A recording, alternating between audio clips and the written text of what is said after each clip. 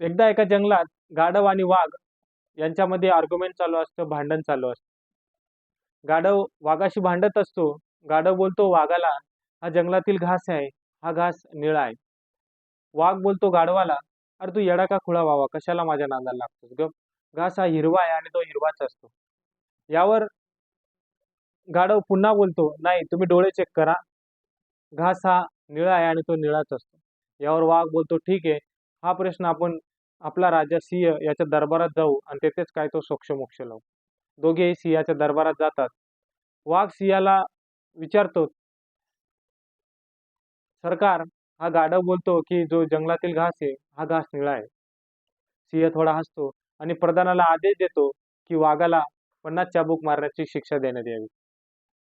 यावर गाढव हसतो आणि दरबारातून निघून जातो. 50 चाबुकांची शिक्षा खाल्ल्यानंतर वाघ सिंहाला विचारतो, "सरकार, तुम्ही तर आमचे राजे आहात. तुम्ही या जंगलाचे राजे आहात. तुम्हाला माहीत आहे की घास हा हिरवा आहे आणि तो हिरवाच असतो. तरी तुम्ही मला 50 चाबुकांची शिक्षा दिलीत आणि गाढवाला असंच सोडून दिलंत." यावर सिंह पुन्हा हसतो आणि बोलतो, "वाघोबा, घास हिरवा आहे किंवा निळा आहे याबाबत मी तुला शिक्षा दिलीच नाही. तर ते गाढव आहे हे तुला माहीत असून मी तू त्या गाढवाच्या नादाला लागलास म्हणून मी तुला 50 चाबुकांची शिक्षा दिली."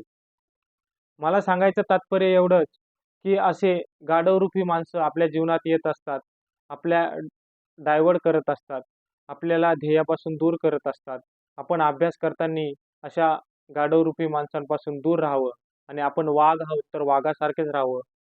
नाहीतर ह्या गाढवरूपी माणसांमुळे आपल्याही जीवनात अपयशरूपी चाबुकांचा मार आपल्याला पडेल, यात दुमात्र शंका नाही. लावा ताकद.